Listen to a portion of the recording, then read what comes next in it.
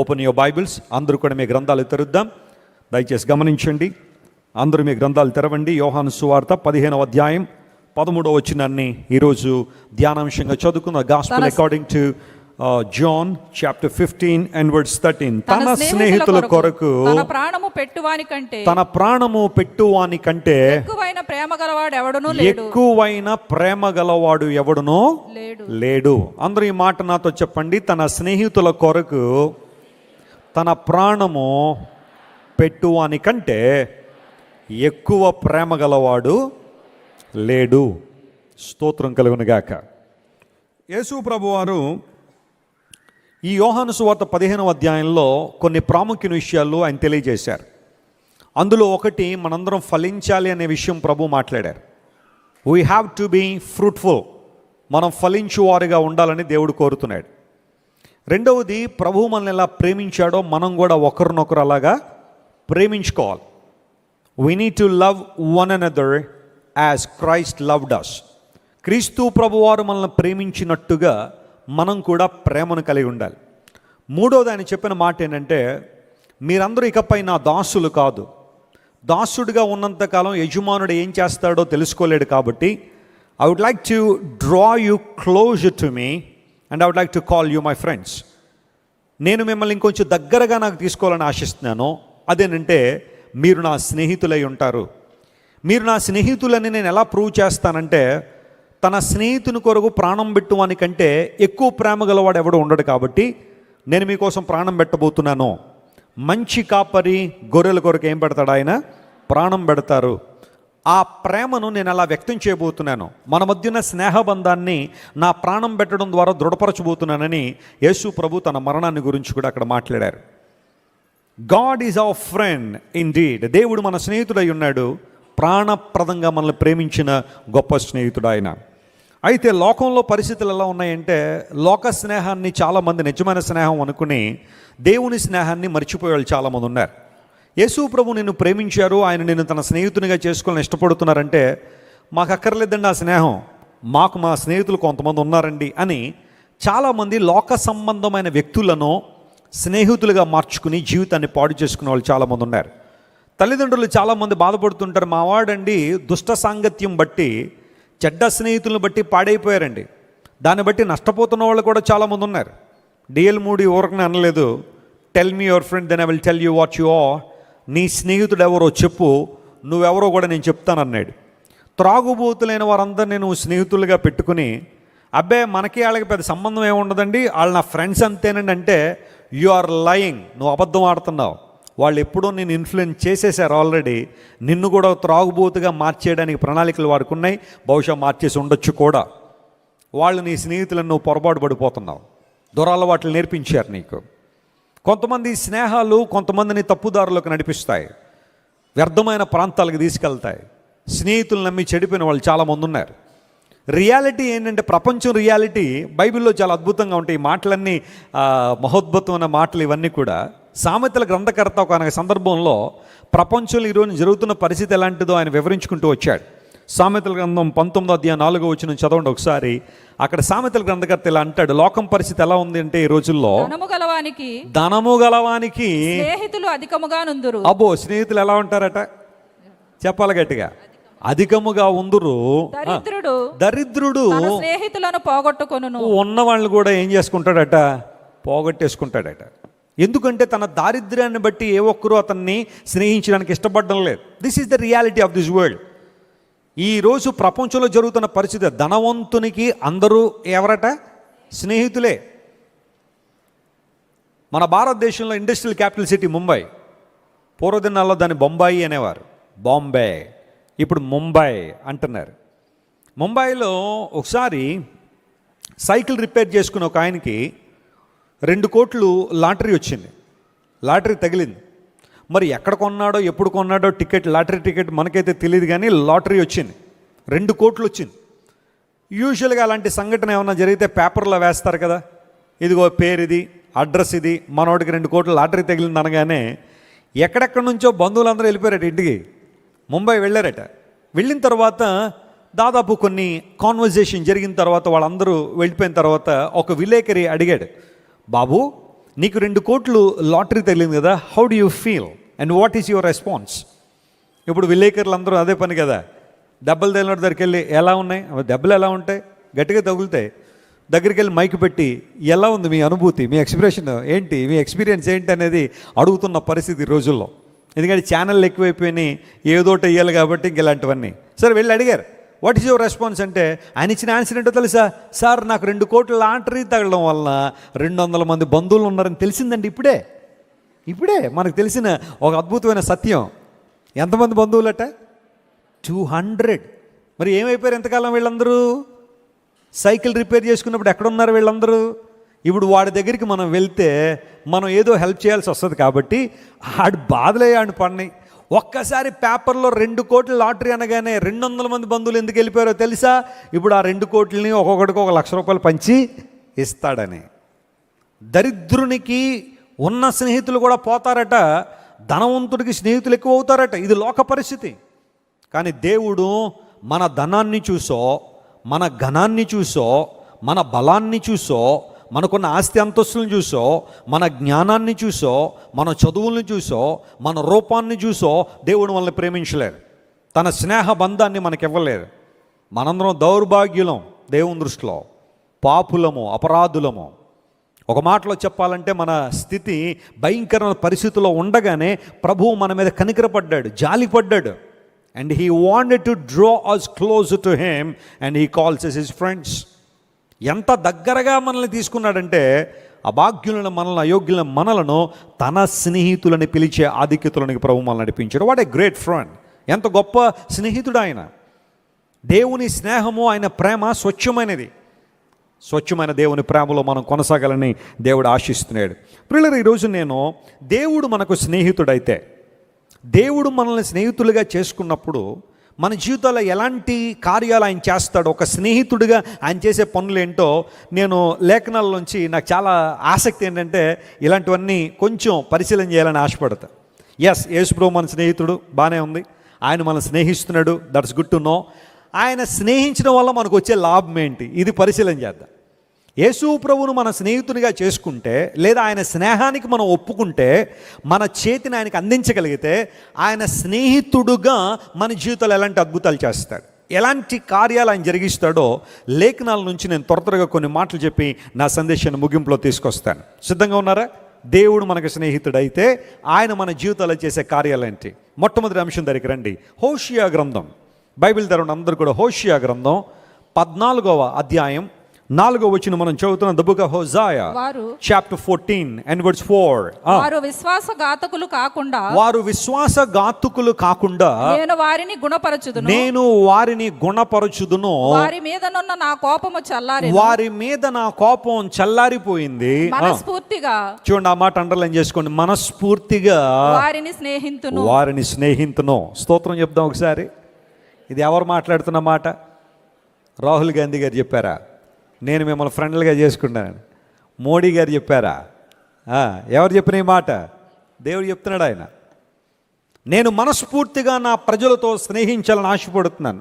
ఎందుకు నాయన, ఎందుకు మాతో స్నేహం చేయాలని ఆశపడుతున్నావు అంటే, దేవుడు అన్నాడు, నా జనులు విశ్వాసఘాతకులు కాకుండా నేను వారిని ఏం చేస్తున్నానో గుణపరుస్తాను. గుణపరచడం అనే మాట ఇంగ్లీష్లో చాలా బాగుంటుంది. I will heal their backsliding అనే మాట వాడాడు. వారు వెనుకకు జారిపోకుండా, వెనుకకు పడిపోకుండా, ఒకవేళ పడిపోయిన అనుభవం ఉన్నా కానీ నేను మరలా తిరిగి లేవనెత్తుతాను, నా వైపు ఆకర్షించుకుంటాను. వారి విశ్వాసఘాతకులు కాకుండా నేను వారిని గుణపరుస్తానని దేవుడు చక్కని వాగ్దానం చేశాడు. మనస్ఫూర్తిగా నేను వారిని స్నేహిస్తున్నా. బలవంతంగా దేవుడు ఆ పని చేయడం లేదు. ఆయన ఇష్టపడి, ఆయన ప్రేమతో మనం స్నేహించాలని ఆశపడుతున్నాడు. ఎందుకంటే మనలో ఏ ఒక్కరం కూడా విశ్వాసఘాతకులుగా ఉండడానికి వీల్లేదు. ఇప్పుడు ప్రశ్న అడుగుతాను, చెప్పండి, విశ్వాసఘాతకులు అని ఎవరిని అంటారు? చెప్పండి, ఏం పర్లేదు చెప్పండి, భయపడకండి, ఎవరు చెప్పండి. విశ్వాసఘాతకులను ఎవరంటారు? చేసిన మేలును మర్చిపోయేవారు.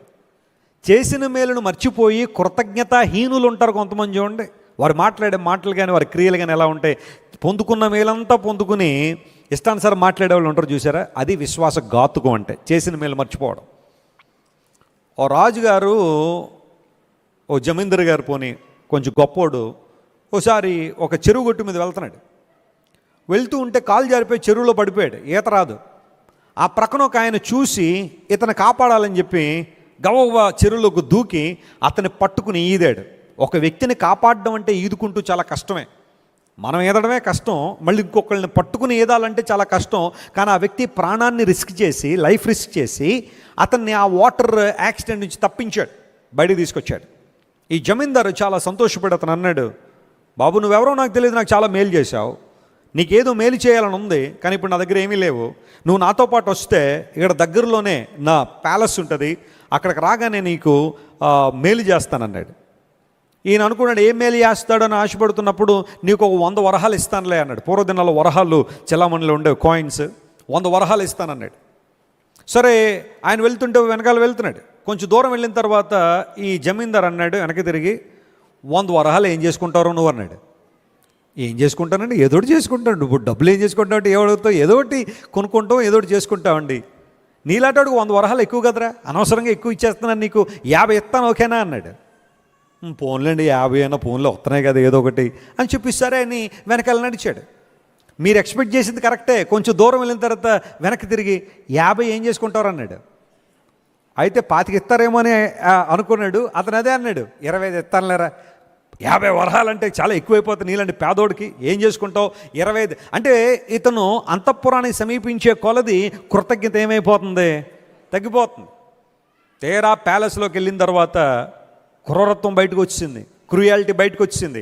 వచ్చి అంటాడు, ఇదిగో ఇతను నన్ను చెరువులో పడితే కాపాడాడు, ఏదో మేలు చేద్దాం అనుకున్నాం, మేలు ఎందుకు చేద్దాం అనుకున్నానంటే అతను నన్ను గుర్తుపెట్టుకోవాలి కాబట్టి, అందును బట్టి నేను ఓ 25 వరహాలో 50 వరహాలో 100 వరహాలు ఇస్తే ఖర్చు పెట్టినంతసేపు నేను గుర్తుంటాను, తర్వాత గుర్తుంటాను, కానీ నేను శాశ్వత కాలం వాడు గుర్తుండాలంటే 100 కొరడా దెబ్బలు కొట్టండి అన్నాడు. అప్పుడు ఆయన ఏమనుకుంటాడు చెప్పండి, వీణ్ణి కాపాడింది దేనికోసం, ఈ దెబ్బలు తినడానిక, ఇదే ముందు ఉంటుందని ఇది నాకు తెలుసుంటే కాపాడుతున్నా అసలు ఏంటి, ఆ చెరువులోంచి బయటికి తీసుకొద్దునా. ఈ స్టోరీ విన్న తర్వాత ఆ జమీందారు ఎవరని అనుకుంటున్నాం కదా, మనమే. ఆ జమీందారులు ఎవరో మనమే. చేసిన మేలును మర్చిపోవడం అంటే అదే.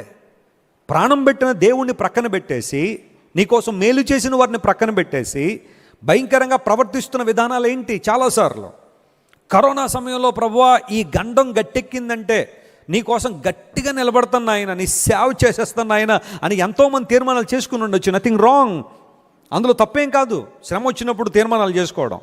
కానీ శ్రమ తీరిపోయిన తర్వాత 14 రోజులు అయిపోయిన తర్వాత క్వారంటైన్ నుంచి బయటకు వచ్చిన తర్వాత ఇప్పుడు నీ స్థితి ఏంటి చెప్పు. అసలు దేవుని మందిరంలో కనబడుతున్నావా, పాటలు పాడుతున్నావా, ఏమన్నా వాక్యం చదువుతున్నావా, దేవుని సాక్షిగా ఉన్నావా, పోనీ దేవుని సేవకులతో పాటు ఎక్కడైనా మీటింగ్లకి వెళ్ళి పరిచర్య చేసే అనుభవం నీలో ఉందా.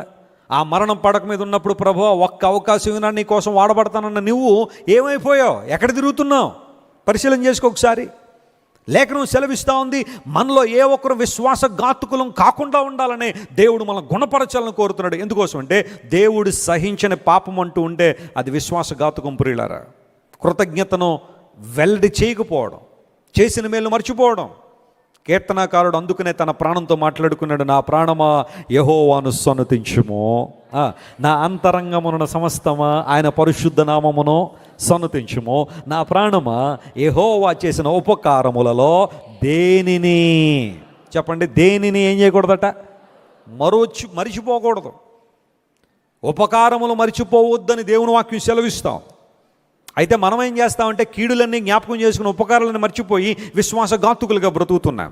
దేవుడు సహించట్లేదు. అదే ఇశ్రాయేలు ప్రజల జీవితంలో జరిగింది. అదే మేలు పొందుకున్నంతసేపు బాగానే ఉన్నారు, పొందుకున్న తర్వాత మరలా వారు ఏం చేయడం ప్రారంభించారో, సనగడం ప్రారంభించారు, తమకున్న సమృద్ధిని బట్టి మదించడం ప్రారంభించారు, గర్వపడడం ప్రారంభించారు.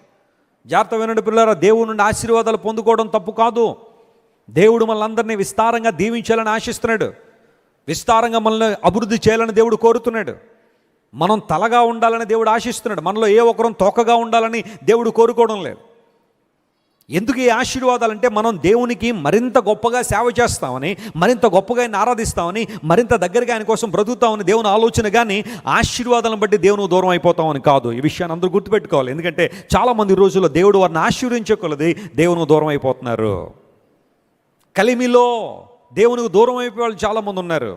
మనలో ఏ ఒక్కరు కూడా విశ్వాసఘాతుకులు కాకుండానట్లుగా దేవుడు మనల్ని గుణపరుస్తాడట. ఆ సందర్భాల్లో దేవుడు మనల్ని క్రమపరుస్తాడు, సరిచేస్తాడు. ఆయన వాక్యాన్ని వినడానికి దేవుని సన్నిధిలో కూర్చున్నప్పుడు, దైవజనుల ద్వారా దేవుడు మాట్లాడుతున్నప్పుడు దేవుడు మనల్ని సరిచేయాలని ఇష్టపడతాడు. ఆయన కొన్నిసార్లు చిన్న చిన్న శ్రమలు మన జీవితాలు అనుమతిస్తాడు. మనం పాడైపోవాలనో, నాశనం అయిపోవాలనో, మనం బ్రేక్ అయిపోవాలనో దేవుని ఆలోచన కాదు. కానీ ఆ శ్రమ, ఆ ఇబ్బంది మనల్ని దేవుని దగ్గరగా తీసుకురావాలని దేవునికి ఆలోచన.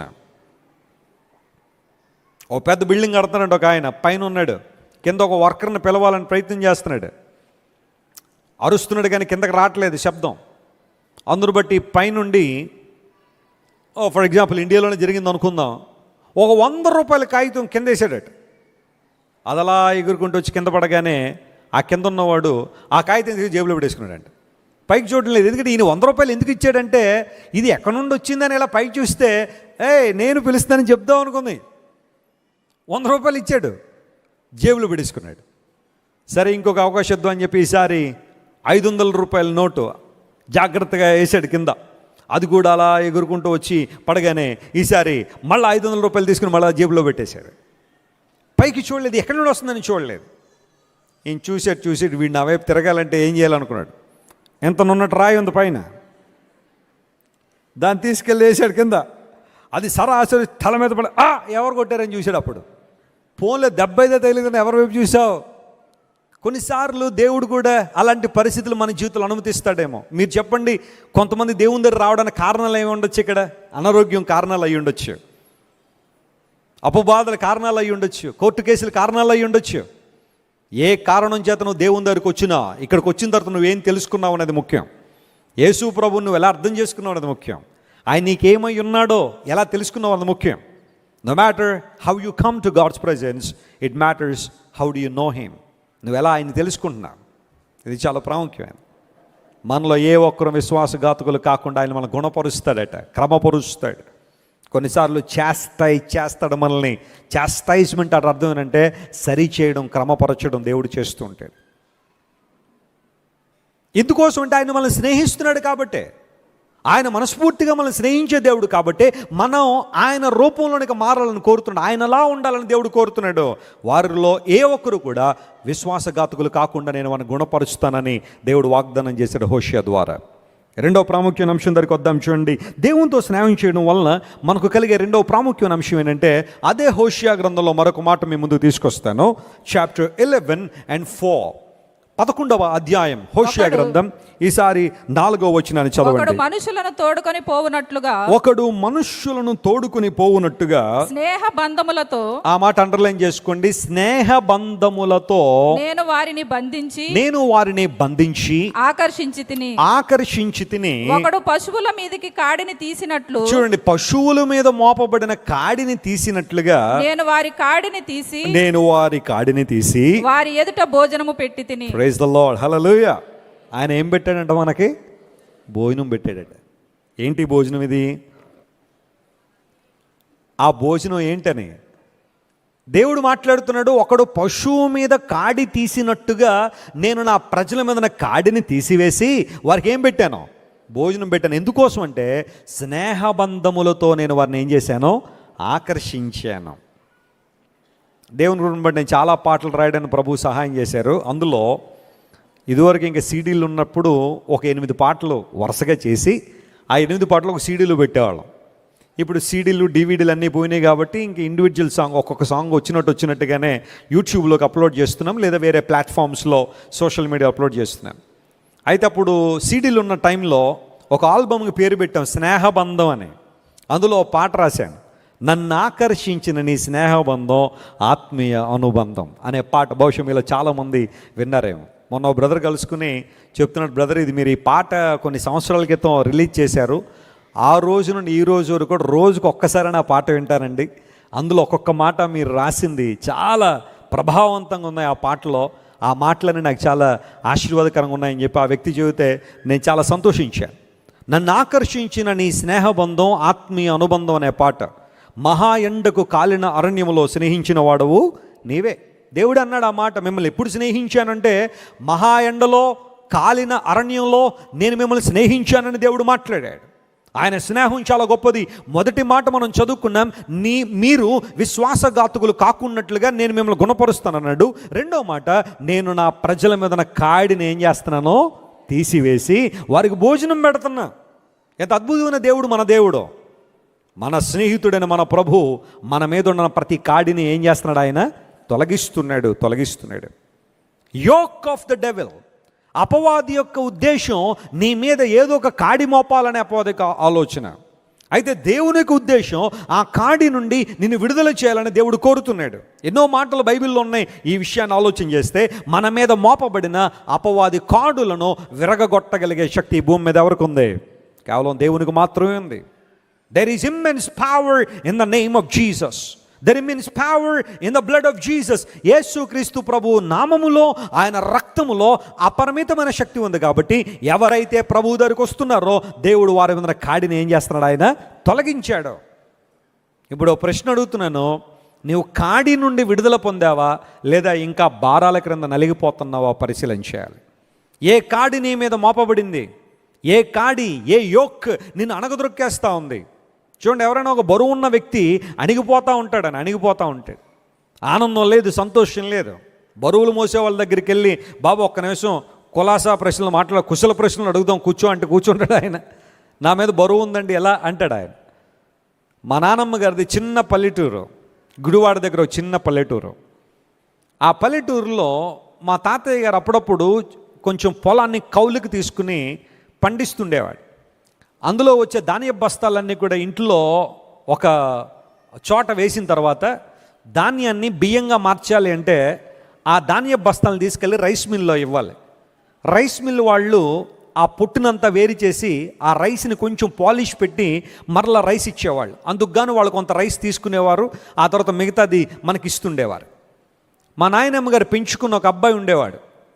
చిన్న అవుతాడు నాకంటే, మా నాన్నగారు ఇంకా తమ్ముడే కదా, పెంచుకున్న వాళ్ళు అయినప్పటికీ కూడా చిన్నానని పిలిచేవాళ్ళు.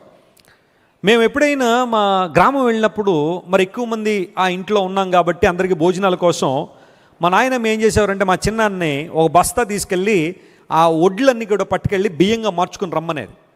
అప్పుడు ఒక 70-80 కేజీలు ఉన్న ఆ బస్తా భుజాల మీద పెట్టుకునేవాడు. మేము చిన్న పిల్లలు ఎంత ఉండేవాళ్ళం, ఆయన వెనకాల వెళ్తుండేవాళ్ళు. వెళ్ళినప్పుడు ఆ ఇంటి దగ్గర నుండి రైస్ మిల్లు దాకా ఆ బస్తా మోస్తూ ఉండేటప్పుడు మేము దగ్గరికి వెళ్ళి ఏవో మాట్లాడుతూ, చిన్నాన్న ఇదేంటి అదేంటంటే, ఉండండిరా ఇప్పుడు నన్ను బరువును మోస్తూ ఉంటే నన్ను మాట్లాడేస్తారు మీరు, బరువు దిగిపోయిన తర్వాత మాట్లాడతాననేవాడు. మాకు ఆ మాట విన్న తర్వాత కొంచెం ఆట పట్టించాలని చెప్పి ఇంకా గట్టిగా అడుగుతుండేవాళ్ళం ప్రశ్నలన్నీ కూడా. అతను చాలా ఫీల్ అయిపోతూ ఉండేవాడు. ఆఖరికి ఆ బస్తా పట్టుకెళ్ళి ఆ రైస్ మిల్ దగ్గర అలా వేసిన తర్వాత అప్పుడు ఆ టవలో కూడా తీసుకుని శుభ్రంగా తలంతా తుడుచుకున్న తర్వాత అనేవాడు, ఇప్పుడు చెప్పండి ఏం చెప్పమంటారు అనేవాడు. బరువు ఉన్నప్పుడు మాట్లాడలేకపోయేవాడు. బరువులు మోస్తున్నప్పుడు అతని జీవితంలో మాట్లాడలేని పరిస్థితి. కానీ ఎప్పుడైతే ఆ బరువు దించాడో అప్పుడు నెమ్మది కలిగి ఉండేవాడు, అందరితో మాట్లాడుతున్నాడు. పిల్లలు జాగ్రత్తగా గమనించండి, కొన్నిసార్లు చాలామంది ముభావంగా మారిపోవడానికి కారణాలు ఏంటి? యవనస్తులు ఈ రోజుల్లో కొన్ని ఇళ్లలో ఎవరితో మాట్లాడకుండా వారి గదుల్లోనే పరిమితం అయిపోయిన కారణం ఏంటో తెలుసా? They are carrying some weight in their lives. వారి జీవితాలు ఏదో బరువును మోస్తున్నారు. ఆనందం లేదు, సంతోషం లేదు. ఇంటికి బంధువులు వస్తే ప్రేమతో పలకరించరు, ఎవరు పనులాళ్ళే విచారం, ప్రతిసారి ఏదో కృంగుదల, ఏదో పోగొట్టుకున్నట్టుగా ఎవరితో మాట్లాడరు. ఈ రోజుల్లో చాలా జాగ్రత్త. యవనస్తుల్ని అపవాది ఇలా పట్టేస్తున్నాడు, ఏదో ఒక ముభావంగా విచారంగా. ఏంటి ఆ సంగతి అంటే, ఫోన్ కొనెత్తలేదు మా నాన్న అంటాడు. ఎందుకు అలా విచారంగా ఉన్నావు? RX 100 బైక్ కొనట్లేదు మా నాన్న అంటాడు. ఇప్పుడు ఎందుకే నీకు RX 100? అది రోడ్డు మీద సైలెన్సర్లు తీసి తిరగడానికి. కొంతమంది బళ్ళు ఎందుకంటే రోడ్డు మీద సైలెన్సర్లు తీసి తిరగడానికి. అవసరం ఉంటే బండి కొనుక్కో, అందులో ఇబ్బంది ఏమీ లేదు. మీ తండ్రి గారి యొక్క ఇన్కమ్ పరిస్థితిని అర్థం చేసుకుని నీకు బండి అవసరమైతే తీసుకో. నేను ఇంటర్మీడియట్ వరకు సైకిల్ దొక్కాను. నేను ఇంటర్మీడియట్ దాకా సైకిల్ మీదే స్కూల్కి కాలేజీలకి వెళ్ళి వచ్చే పరిస్థితి. ఈ రోజుల్లో 7th క్లాస్ పాస్ అయిపోగానే పల్సర్ బైక్ కొంటావా నాకు? పల్సర్ వేసేసుకుని వెళ్ళిపోయి లారీ గుద్దేస్తూ ఉంటాడు, ఆగుని లారీ. అమ్మా బాబోయ్ నన్ను కాపాడండి బాబోయ్. అప్పుడు హాస్పిటల్లో జాయిన్ చేసిన తర్వాత తమ్ముడు ఎలా ఉంది పల్సర్? ఇలా ఉంది సార్. ఆఖరికి మొత్తం కాళ్ళు చేతులన్నీ చూపులు తగిలించేసి పల్సర్ మీద ఉన్న సరదా అంతా పోయింది కదా. బళ్ళు ఉన్నాయని చెప్పి కొంతమంది రోడ్ల మీద నలుగురిని ఎక్కించు, మొన్న ఎవడో 5గురిని ఎక్కించుకుని వెళ్ళిపోతాడు బండి మీద.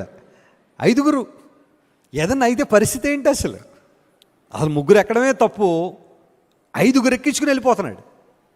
ఏ లారీనో ఢీ కొడితే పరిస్థితి ఏంటి? హైవేల్లో కొంతమంది జిగ్జాగ్లో వెళ్తూ ఉంటారు, బళ్ళన్నీ కూడా వెళ్ళిపోయి చెట్టుకో ఢీ కొట్టేస్తూ ఉంటాడు. సరదా అంతా కూడా కొన్నిసార్లు విషాదంగా మారిపోతుంది. బైకులు కావాలా, ఫోన్లు కావాలా, అనుకున్నది కావాలా, సినిమాకు డబ్బులు ఇవ్వాలి, లేకపోతే ఇంకెళ్ళలో మాట్లాడలా, విచారంగా కూర్చుని పోవడం, అనుకున్నది జరగట్లేదని. They are carrying some weight in their lives. వారి జీవితంలో ఏదో ఒక భారాన్ని మోస్తూనే ఉన్నారు, వాళ్ళు కాడిని మోస్తూనే ఉన్నారు. అపవాది ప్రతి ఒక్కరి మీద కాడులు పెట్టుకుంటూ వెళ్ళిపోతున్నాడు. మోయండి కాడులు, భారాలు మోయండి. ఫరో యొక్క తత్వం అదే. ఇశ్రాయేలు ప్రజలకు అనుదినము రాను ఇంకా భారాన్ని పెంచేశాడే కానీ భారాన్ని తగ్గించట్లేదు. ఎందుకోసం? They were striving for deliverance, they were striving for freedom. స్వేచ్ఛ కోసం, స్వాతంత్రం కోసం వారు ప్రార్థన చేస్తూ ఉంటే అపవాది ఇంకా వారి మీద భారాన్ని పెంచుతూనే ఉన్నాడు. నలిగిపోయారట, విసిగిపోయారట ఇశ్రాయేలు ప్రజల భారం మోయలేక. దేవుని బిడ్డలారా గమనించండి, అపవాది మోపిన ప్రతి కాడి నా యేసయ్య తొలగించడానికి శక్తిమంతుడు. నమ్మిన వారు గట్టిగా చప్పట్లు కొట్టి ప్రభునామమును మహిమపరచండి. No matter what the burden that you have today, no matter what the yoke that you are carrying today, you have deliverance at the feet of Jesus. యేసు క్రీస్తు ప్రభువున నా ప్రియ తమ్ముడు చెల్లె, విడుదల ఉంది. రా, నీ కాడిని తొలగించడానికి ఇష్టపడుతున్న దేవుడు ఆయన, నీ భారాన్ని తొలగించడానికి ఇష్టపడుతున్న దేవుడు ఆయన. యెషయా గ్రంథం దగ్గరికి రండి ఒకసారి. యెషయా గ్రంథంలో ఒక మాటను మీకు జ్ఞాపకం చేస్తాను. ఆ మాటను మనం జాగ్రత్తగా పరిశీలన చేద్దాం. చూడండి, 46వ అధ్యాయం, the book of Isaiah chapter 46. Bible ఉన్న వారందరూ తెరవాల. మొదట వచ్చిన చదవండి ఒకసారి. బేలు కూలుచున్నది, బేలు కూలుచున్నది, నెబో కృంగుచున్నది, వాటి ప్రతిమలు జంతువుల మీద పశువుల మీద మోయబడుచున్నవి. ఒక్కసారి ఇక్కడ ఆగండి. బేలు కూలిపోతుంది, నెబో కృంగిపోతుంది. కారణం ఏంటంటే వారి దేశపు పశువుల మీద ప్రతిమలు ఏం చేస్తున్నారట? మోయిపిస్తున్నారట. ఆ పశువులు బాధపడుతున్నట్టు ఏమన్నా తెలుసా? ఇంకెంతకాలం అండి బరువులు మోయడం, ఇంకెంతకాలం అండి భారాలు మోయడం. బేలు మరియు నెబో అనేవి బబులోన్ దేశంలో 2 ప్రాంతాల పేర్లు. ఇప్పుడు హైదరాబాదు, ముంబై, కోల్కత్తా మన దేశంలో ఎలాంటి పేర్లో, బబులోను రాజ్యంలో బేలు మరియు నెబో కూడా 2 ప్రాంతాలు. అక్కడ బహుభయంకరమైన విగ్రహారాధన జరుగుతుండేది. పెద్ద పెద్ద ప్రతిమలు తయారు చేసేవాళ్ళట. విగ్రహాలు తయారు చేసి వాటిని పశువుల మీద ఏం చేయించేవారట? మోయించారు. మోయలేని బరువు అనమాట అవి. అంత బరువైన ప్రతిమలు పట్టుకొచ్చి పశువుల మీద పెట్టేస్తుంటే పశువులు మూలుగుతుండేవట, ఏడుస్తుండేవి. బహుశా ఆ బరువును మోయలేక. చూడండి, ఒక పశువు మోయగలిగిన దానికన్నా ఎక్కువ భారం పెడితే అది ఇంకా మోయలేక నడిచినట్టుగా. ఆనాడు పశువులు కృంగిపోతున్నాయి. అవి చూడండి, ఆ మాట కూడా ఉంది. 2వ వచనం చదివితే, మీ మోతలు సొమ్మసిల్లిపోతున్న పశువులకు భారంగా ఉన్నాయి. మోతలు మోయాలని పరిస్థితి వచ్చేసింది. ఎందుకంటే వారి చేతులతో చేసుకున్న వాటిని వారు ఏం చేయాలా? మోయాలి. ఇక్కడికి మోస్తూ ఉంటారు. అలా మోస్తూ ఉండగా పశువులు భారముగా ఉన్నవి. అవి కృంగుచు కూలుచు ఉండి ఆ బరువులను విడిపించుకోలేక తామే చెరలోనికి ఏమైనా. కాబట్టి పశువుల చెరలో పోవడం ఏంటంటే, దీనిలో ఆధ్యాత్మిక అర్థం ఏంటంటే, ఆ బేలు మరియు నెబోల్లో బరువులు మోస్తుంది పశువులు మాత్రమే కాదు, మనుషులు కూడా. అక్కడున్న వాళ్ళు ఆ ప్రతిమలు మోస్తూ ఉన్నారు, వాడి భారాన్ని మోస్తున్నారు. అయ్యో, వీటికి రోజు ఏం పెట్టాలి, ఎలా వీటిని సంస్కరించాలి, ఎలా వీటిని చూసుకోవాలి, ఎప్పుడు నిద్రపుచ్చాలి, ఎప్పుడు విసినికర్ర విసరాలి, ఎప్పుడు వీటిని అటు తీసుకెళ్ళాలి, ఇటు తీసుకెళ్ళాలి, ఎప్పుడు వీటికి ఏకాంతంగా వదిలేయాలి, ఇలాంటివన్నీ కూడా భారాలు పెట్టేసుకుని కృంగిపోతున్నారు. దేవుణ్ణి ఎలా చూసుకోవాలో, ఆయన ఎలా ప్రసన్నం చేసుకోవాలో, ఆయనకి ఏం పెట్టాలో, ఉదయం ఏం పెట్టాలి, మధ్యాహ్నం ఏం ఉండాలి, సాయంకాలం ఏం పెట్టాలి, ఈ రోజు ఇది తినడేమో మరొకటి ఏం పెట్టాలని ఈ రీసెర్చ్లో లేకపోతే ఈ ప్రక్రియలో మానవుడు కృంగిపోతున్నాడు. భారం మోపబడింది మనిషి మీద. Is it not happening around the world today? ఈ రోజున ప్రపంచం అంతా ఇది జరగట్లేదా? ప్రతిరోజు మనిషి మీద ఎంతో భారం.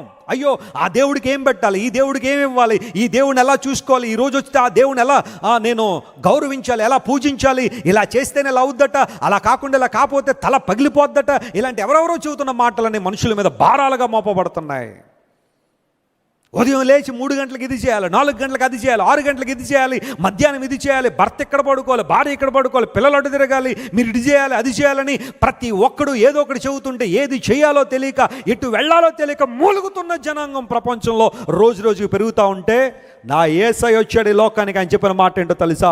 ప్రయాసతో భారం మోసుకొంచిన సమస్త జనులారా రండి నా దగ్గరికి, నేను మీకు విశ్రాంతినిస్తాను. దేవుని నామమున స్తోత్రం కలుగును గాక. I would like to give you rest.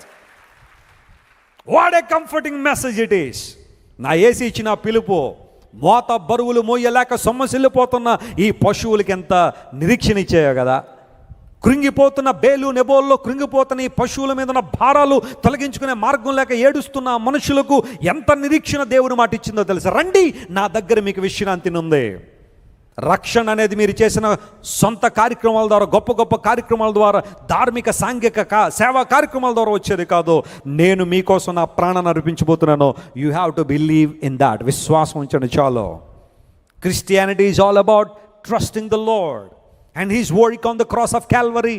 Calvary శిలువలో యేసు ప్రభు చేసిన గొప్ప త్యాగం, మహాబలిదానం, పుణ్యదానముగా తన ప్రాణాన్ని యేసు ప్రభు మన కోసం ఇచ్చారు.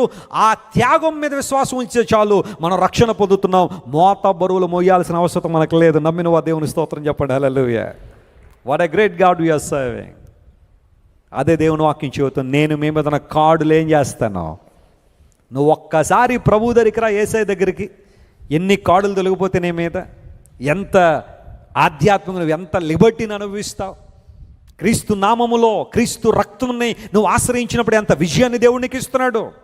దురాత్మల మీద జయం, అపవిత్రాత్మ శక్తుల మీద జయం, సాతాను శక్తుల మీద జయం, లోక ప్రభావం మీద జయం, లోకాధికారుల మీద జయం దేవుడు మనకిచ్చి మన హృదయాలను స్వాతంత్రంతో దేవుడు నింపుతున్నాడు. We have a liberty to experience God's grace in our lives. మన బ్రతుకులలో దేవుని కృప ఆస్వాదించగలిగే స్వాతంత్రాన్ని దేవుడు మనకిచ్చాడు. ఆమేన్. Praise the lord.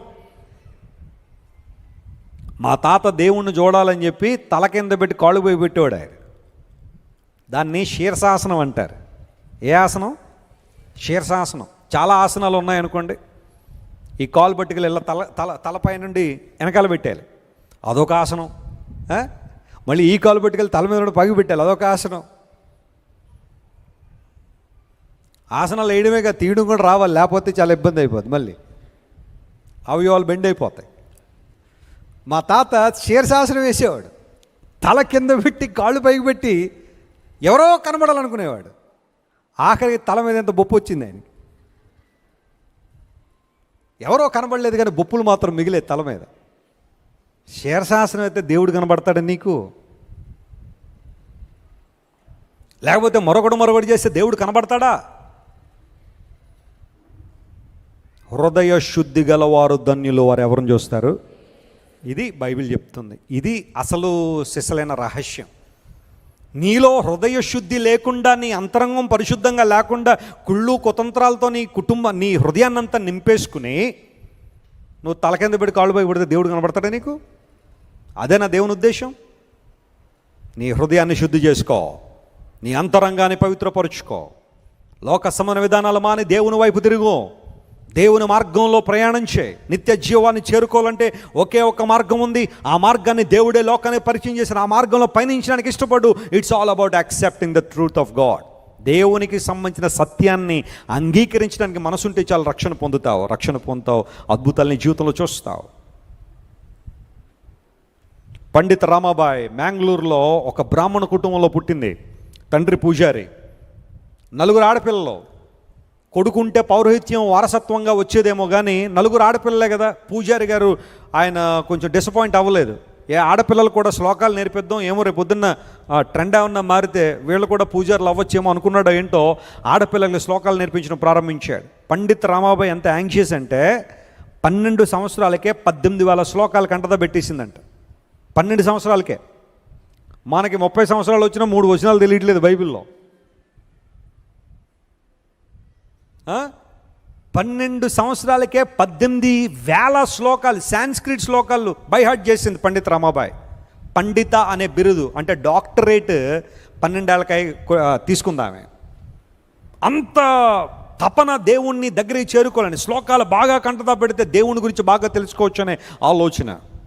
తండ్రి పూజారి గుడిలో తన పౌరోహిత్యాన్ని కొనసాగిస్తున్నాడు. పురోహితుడు అంటే పురము యొక్క హితాన్ని కోరేవాడు పురోహితుడు. 4 పిల్లల్ని కూడా శ్లోకాల్లో ఉద్దండులుగా మార్చేశాడు. వాళ్ళు చాలా చక్కగా చెప్తా ఉంటే ఒక రోజున మ్యాంగ్లూరుకి మిషనరీలు వచ్చారు. వాళ్ళు దేవుని సువార్త ప్రకటిస్తున్నారు. యోహాను సువార్తలో చాలా విషయాలు ప్రకటిస్తున్నారు.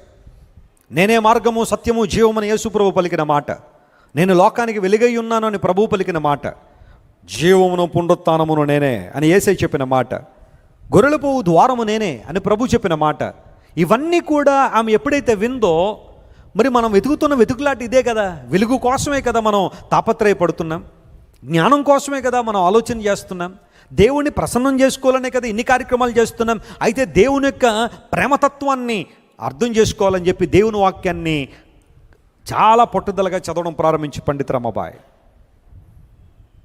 దేవుని వాక్యం చదువుతుండగానే, వాక్యాన్ని వింటుండగానే ఆమె మీద ఉన్న కాడులని దేవుడు తొలగించేశాడు. దేవుడు నామమున స్తోత్రం కలుగునుగాక. నేను చేసే సొంత కార్యాలు, దాన ధర్మాలు, తపజపాల వల్లనే మోక్షాన్ని చేరుకుందాం అనుకుని ఆశించిన ఆమె ఆఖరి గుర్తించింది, ఇవి కాదు, నా దేవుడు నా కోసం చేసిన బలియాగం మీద విశ్వాసం ఉంచడమే నాకు రక్షణను గుర్తించింది. ఆ రోజున యేసు ప్రభు ప్రేమతత్వాన్ని అర్థం చేసుకుని దేవుని బిడ్డగా మారింది. పండిత్ రమాబాయ్ పూనాలో, మహారాష్ట్రలో ఒక ఆశ్రమాన్ని స్థాపించింది, శారదా సదన్. మొన్న క్యాలెబ్ గారు, షకీనా గ్లోరీ యొక్క వారి పిల్లలు ఈ పూణే పండిత్ రమాబాయ్ గారి ఆశ్రమానికి వెళ్ళొచ్చారు.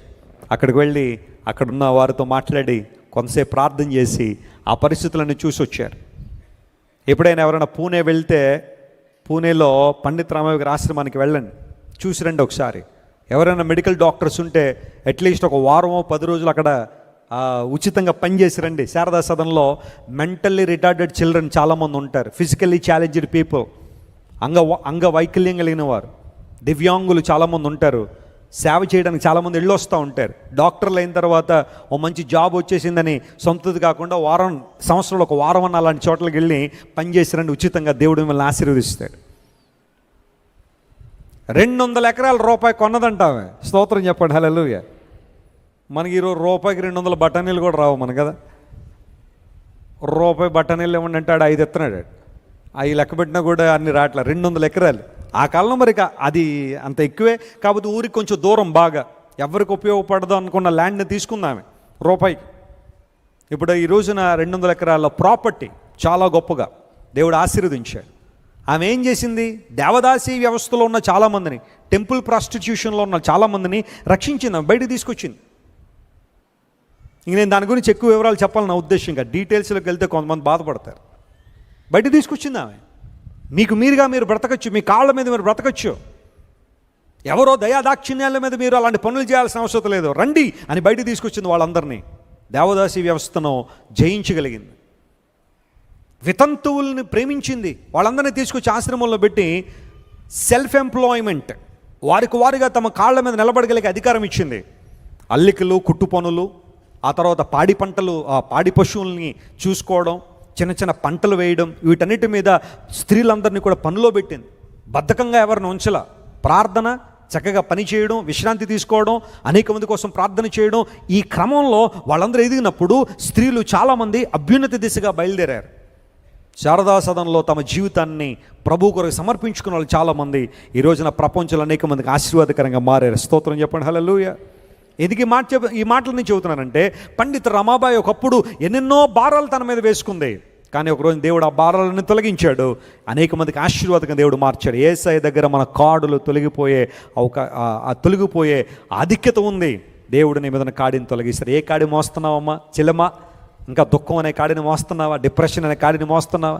యాంగ్జైటీ అనే కాడిని మోస్తున్నావా? బ్లాక్మెయిలింగ్ అనే కాడి కింద నలిగిపోతున్నావా? నీ జీవితంలో ఏ భారం నిన్ను కృషించిపోయేలా చేస్తుంది? రా, అప్పగించి నీ జీవితాన్ని ప్రభువుకి. ప్రభువా, నీవు తప్ప నాకు ఎవరు లేరయ్యా, నీవే నన్ను విడుదల చేయగలను దేవుడు అని ప్రార్థించే. God will break every yoke and every bondage in your life and He makes you free. He sets you free.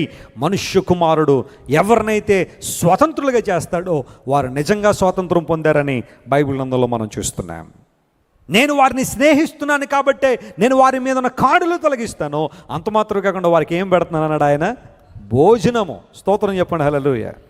తప్పిపోయిన కుమారుడు ఇంటికి వచ్చినప్పుడు ఇంట్లో ఏం జరిగింది? విందు.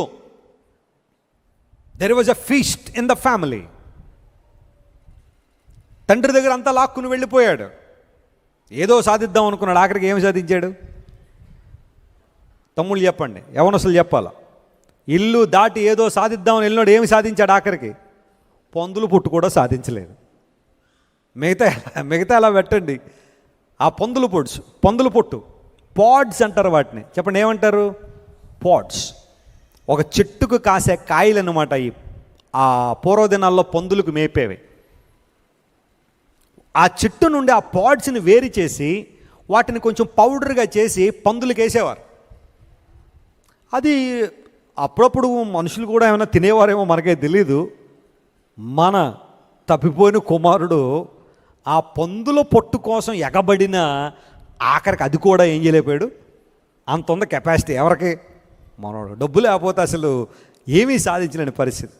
స్నేహితులందరూ డబ్బంతా వృధా చేయించారు. ఆఖరికి పందుల పొట్టు దగ్గరికి వెళ్ళి ఈరోజు ఇది కొంచెం తిని కడుపు నింపుకుందామని నేను అనుకుంటాను, ఇలా ఊహించుకుంటాను. 2 పెద్ద పందులు ఆ పొట్టు తినిచుండగా మన సహోదరుడు ఎందులో దూరాడు? మధ్యలో దూరాడు పందుల పొట్టు కోసం. అప్పుడు ఆ 2 పందులు ఈ వ్యక్తిని ఏమి చేసాను? మధ్యలో పెట్టి నొక్కి వేసినాం. అప్పుడు ఎవరు గుర్తు వచ్చాను? తండ్రి గుర్తు వచ్చాను. Thank God. అప్పుడు ఎండ్రిని గుర్తు రాలేదు మనోడికి. కొంతమందికి ఇప్పుడు అలాంటి సిచ్యువేషన్ రాగానే ఎక్కడ ఎండ్రిని, ఎక్కడ జాగ్రత్త, నరకానికి పోతావు. ఎండ్రిని కావాలా నీకు? చీమల ముందు కావాలా నీకు? ఏమన్నా అంటే భర్త ఏమన్నా అంటే కిరసనాలు తెస్తున్నావు నువ్వు, నరకానికి పోతావు, జాగ్రత్త. నీకు అర్థం కావట్లేదు. తండ్రి ఏదన్నా అంటే తాగేస్తాను పురుగుల ముందు అంటున్నావా? ఏమి సాధిస్తావు నాయన? పోతే పోని పందులు నొక్కేసిన తర్వాత ఎవరు గుర్తొచ్చారు? నేను వెళ్ళిపోతాను మా డాడీ దగ్గరికి. ఆయన కొడితే కొట్టాడు 2. ఈ పందులతో నొక్కించుకోవడం కన్నా ఆయనతో కొట్టించుకోవడం బెటర్ అనుకున్నాడు. He made a rehearsal. ఒక రిహార్సల్ చేశాడు. తండ్రి దగ్గరికి వెళ్ళి ఇప్పుడు ఏది పెడితే అది మాట్లాడినాం, నేను రిహార్సల్ చేసుకుంటానని ఓ చెట్టు కిందకు వచ్చి డాడీ ఇలాగ అన్నాడు. అయితే తండ్రి దగ్గరికి వస్తున్నప్పుడు దూరంగా ఉండగానే తండ్రి ఏం చేశారంటే వెళ్ళి, వాట్ ఏ గ్రేట్ ఫాదర్. ఎంత గొప్ప తండ్రి అండి ఆయన. తిరిగి రావాలని ఆశించాడు తప్పైన కుమారుడు. That's it. ఆ రియలైజేషన్ ఉంటే చాలు, నీ తండ్రి నేను కౌగిలించుకొని సిద్ధంగా ఉన్నాడు. దేవుడు నామమున స్తోత్రం కలుగును గాక. ఇంటికి తీసుకొచ్చి ఉంగరం పెట్టాడట, ఇంటికి తీసుకొచ్చి చెప్పులు తొడిగిచ్చాడట, ఇంటికి తీసుకొచ్చి ప్రశస్త వస్త్రం కట్టించాడట, ప్రెషియస్ గార్మెంట్. ఆఖరికి ఇవన్నీ అయిపోయిన తర్వాత ఇంటిలో ఏం చేశాడు తండ్రి? విందు చేశాడు. మీకు విషయం తెలుసా? నువ్వు తిరిగి వస్తే నీ దేవుడు చాలా సంతోషపడతాడు. ఆయన నేను తిరిగి వస్తే మన ప్రభువు చాలా ఆనందపడతాడు. నువ్వు పాపంలో ఎంత దూరం వెళ్ళిపోయినా you can come back to God. నువ్వు దేవుని దగ్గర తిరిగి వచ్చాయి. దేవుడు నిన్ను ప్రేమిస్తున్నాడు. ఈరోజు ఆయన నీకు భోజనం పెడతాడట. ఆయన ఏంటా భోజనం? అప్పుడప్పుడు నేను కొన్ని బ్యాంక్వెట్స్కి వెళ్తూ ఉంటాను. మొన్న అబుదాబీలో రాయల్ బ్యాంక్వెట్కి వెళ్ళాను నేను. అబుదాబీ కింగ్ ఫ్యామిలీ వాళ్ళు ఒక ఫీస్ట్ అరేంజ్ చేసి పిలిస్తే ఓ బ్రదర్ నన్ను తీసుకెళ్ళాడు ఆన్ స్పెషల్ ఇన్విటేషన్. ఎవరు పడితే వెళ్ళడానికి ఉండదు కదా. ముందు ఆ ప్యాలెస్ చూడగానే వామ్మో అనిపించింది. అంత అద్భుతం ఉంది ఆ ప్యాలెస్. దాని లోపల పెట్టారండి భోజనాలు. ఒక భూమి మీద మనుషుడు ఎన్ని తినగలడో అన్నీ ఉన్నాయి అక్కడ. ఆఖరికి ఒంటి మాంసం కూడా ఉంది అక్కడ. దేవుని స్తోత్రం. నేను తినను కానీ అన్నీ పెట్టారు ఇంక అన్నీ. అంటే ఒక రాజుగారి ఇంట్లో భోజనం ఎలా ఉంటుందో ఆ రోజు నాకు తెలిసింది. అంటే అంతకుముందు చాలా రెస్టారెంట్స్లో అక్కడ భోజనం చేశాను కానీ ఒక రాయల్ ఫ్యామిలీలో భోజనం అంటే ఎలా ఉంటుంది? ఏ మాత్రం కొదవలేదు. నలుగురు పని వాళ్ళు వడ్డించడమే ఇంకా వాళ్ళ పని. తినలేకపోతున్నాను బ్రదర్, ఇంక చాలండి. అది నేను తినేదే తక్కువ, అది వాళ్ళు ఇంకా పట్టుకొచ్చి అవి ఇవి మొత్తం అంతా కూడా దిస్ అండి దట్ అండి అంటే అది ఏంటో కూడా మనకి అర్థం కాని పరిస్థితి. ఓహో ఓకే అనుకోవడమే. ఏవో పేర్లు ఏమండి, ఈరోజు ఒక్క కాఫీకి ఎన్ని పేర్లు పెట్టేస్తున్నారు చెప్పండి? 10 పేర్లు.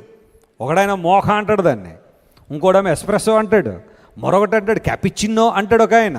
క్యాపిచిన్నో అంటే కొంచెం తక్కువ పంచదార వేస్తారనమాట అంతే.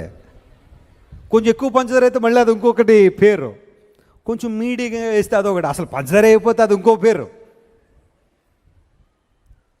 మన ఆఫ్రికాలో ఒక రెస్టారెంట్కి వెళ్ళి can I get a tea అంటే 5 రోజెస్ టీ అన్నాడు. మా ఇండియాలో 3 రోజెస్ ఉంది, ఇక్కడ 5 అయిపోయింది అనుకున్నాను నేను. మన ఇండియాలో 3 కదా, రంగు రుచి. అబ్బో బాగా అడ్వాన్స్డ్గా ఉన్నారు అందరూ.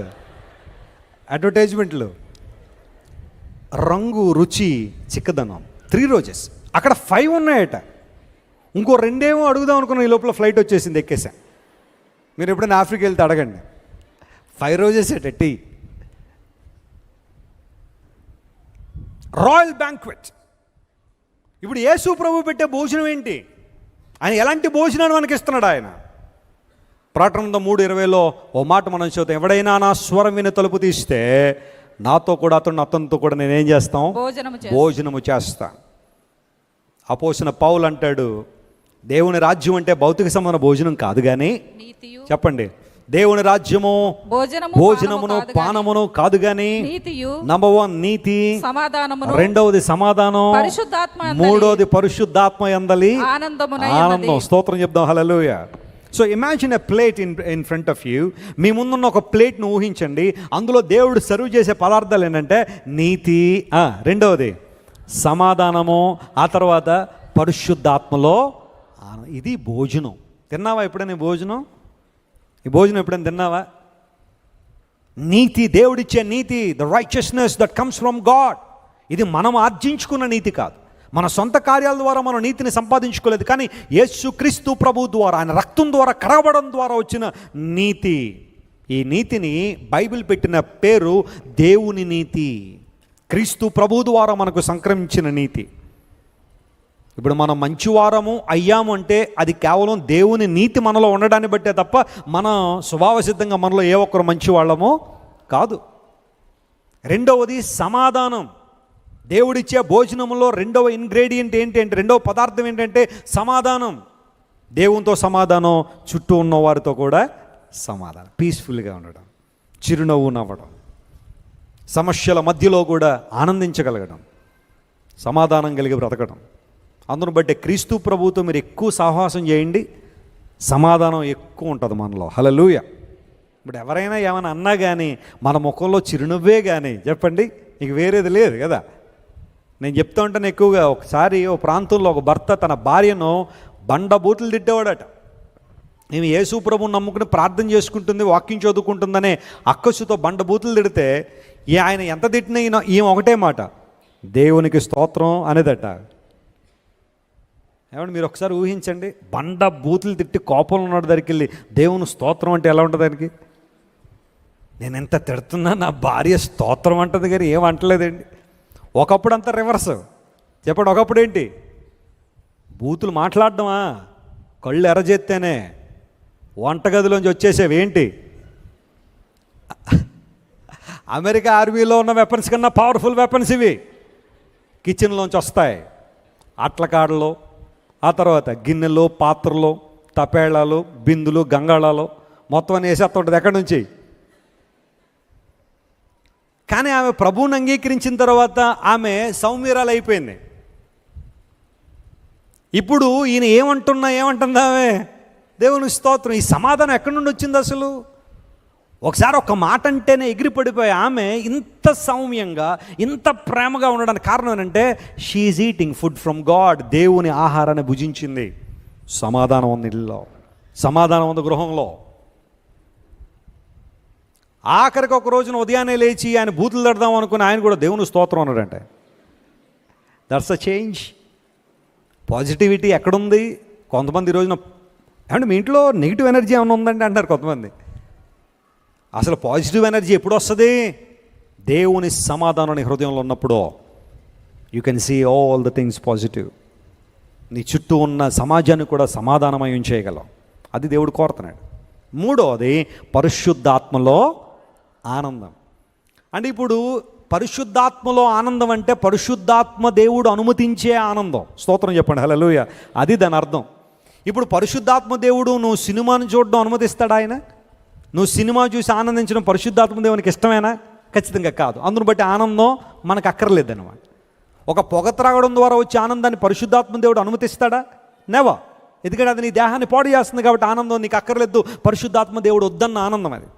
ఒక త్రాగి పడిపోవడం వల్ల నీకు వచ్చే ఆనందాన్ని పరిశుద్ధాత్మ దేవుడు అనుమతిస్తాడా? నెవర్.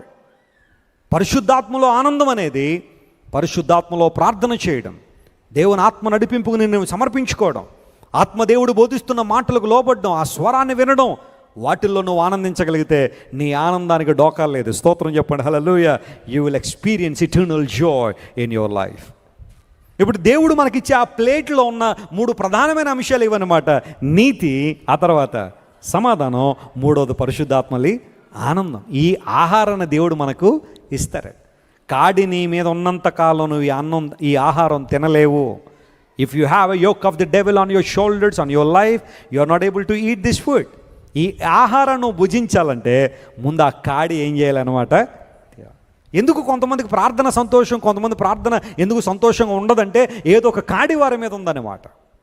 ఎందుకు కొంతమందికి సమాధానం అంటే ఇష్టం, కొంతమంది సమాధానం అంటే ఎందుకు ఇష్టం ఉండదు. మాట్లాడితే కయ్యం, మాట్లాడితే దెబ్బలాట, మాట్లాడితే గొడవ, మాట్లాడితే పోరాటం ఎందుకు చేస్తారంటే వారి మీద దేవుని సమాధానం లేదు. ఎందుకంటే ఏదో కాడి క్రింద నలిగిపోతున్నారు వాళ్ళు. ఆ కాడి దింపబడినప్పుడు దేవుడిచ్చే ఆహారాన్ని భుజించగలుగుతావు. నీ చుట్టూ ఉన్న సమాజాన్ని ఆనందమై చేయగలవు. స్తోత్రం చెప్దాం, హల్లెలూయా. I would like to conclude my message. మూడో మాట నేను చెప్పి ముగిస్తున్నాను. చూడండి, దేవుడు మనకు స్నేహితుడైతే ఆయన మన జీవితంలో చేసే కార్యాలు ఏంటంటే, ఈసారి సామెతల గ్రంథం 17వ అధ్యాయం 17వ వచనం చదువుతున్నాం. Proverbs chapter 17 and verse 17. అందులో ఒక మాట రాయబడింది, నిజమైన స్నేహితుడు విడువక ప్రేమించును, దుర్దశలో అట్టివాడు సహోదరుడుగా ఉంటాడు. స్తోత్రం చెప్దాం, హల్లెలూయా. నిజమైన స్నేహితుడు విడువక ఏం చేస్తాడట? ఆయన ప్రేమిస్తాడు. దుర్దశలో అట్టివాడు సహోదరుడిగా నిలబడతాడు. మూడవ శ్రేష్టమైన సంగతి, దేవుడు మనల్ని స్నేహించడం వలన ఆయన మనం చేసే పని అంటే ఆయన మన చేయి విడువడు. శాశ్వత కాలం మనతో ఉండే దేవుడు ఆయన. తన ప్రజెన్స్ మనతో ఉండే దేవుడు ఆయన. రెండో ఆరాధనలో కూడా నేను మాట్లాడుతూ ఇదే మాట చెప్పాను. షడ్రక్, మేషక్, అబేద్నెగోలు ఎప్పుడైతే అగ్నిగుండంలో వేయబడ్డారో 4వ వాడిగా దేవుడు వారితో ఏం చేశాడు? సంచరించాడు. 4వ వానిగా దేవుడు వారితో సంచరించి తన సన్నిధిని ప్రత్యక్షపరిచాడు, తన సన్నిధిని డెమాన్స్ట్రేట్ చేశారు. ఆ అగ్ని వాసన రాకుండా దేవుడు వారిని కాపాడి బయటికి తీసుకొచ్చాడు. నిజమైన స్నేహితుడు విడువక ప్రేమిస్తాడు. దేవుని ప్రేమ గొప్పది. విడువని ప్రేమ, వింతైన ప్రేమ యేసయ్య ప్రేమ. లోకంలో చాలా ప్రేమలు ఉండొచ్చు, వింతైన ప్రేమలుగా కనబడచ్చు, కానీ అంతకన్నా గొప్ప ప్రేమ మనది.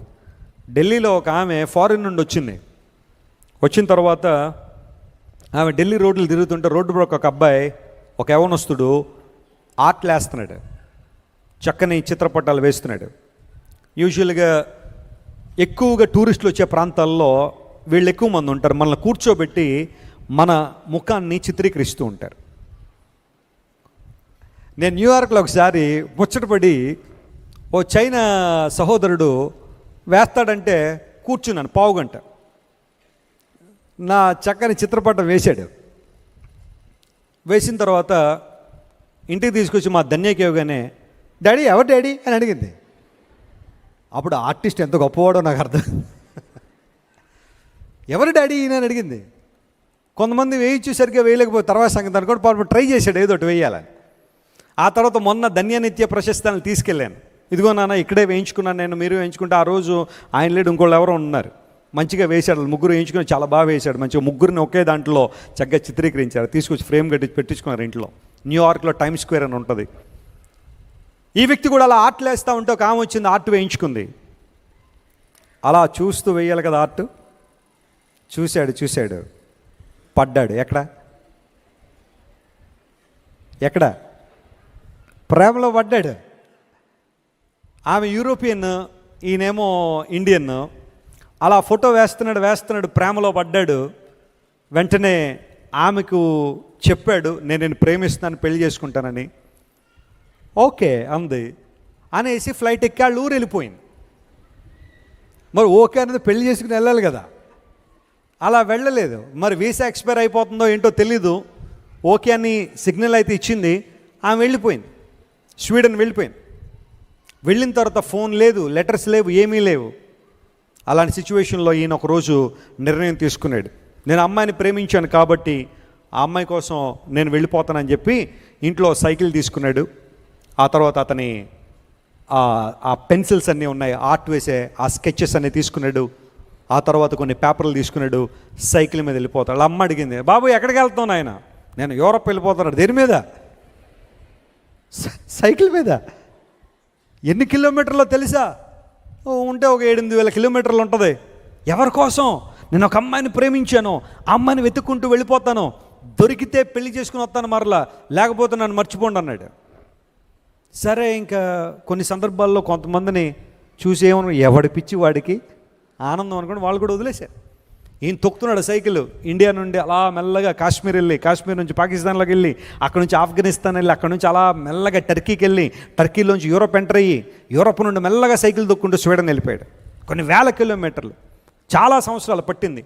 అలా వెళ్ళడానికి మధ్య మధ్యలో అతనికి కావాల్సిన భోజనాలు ఇవన్నీ కూడా సంపాదించుకోవడానికి ఆర్ట్లు వేసుకుంటూ, ఎక్కడ కనపడితే అక్కడ బాబు కూర్చోండి, కొంచెం బొమ్మ ఎత్తానని చెప్పి కూర్చోబెట్టి ఏదోటి వేసి ఆఖరికి ఎంతో కొంత వాళ్ళ దగ్గర తీసుకుని అలా తను ఫీడ్ చేసుకుంటూ ఎట్టకేలకు స్వీడన్ వెళ్ళిపోయి ఒక రోజున అదిగో అదే సైకిల్ మన టెక్నికల్ టీం వేసారు అప్పుడే.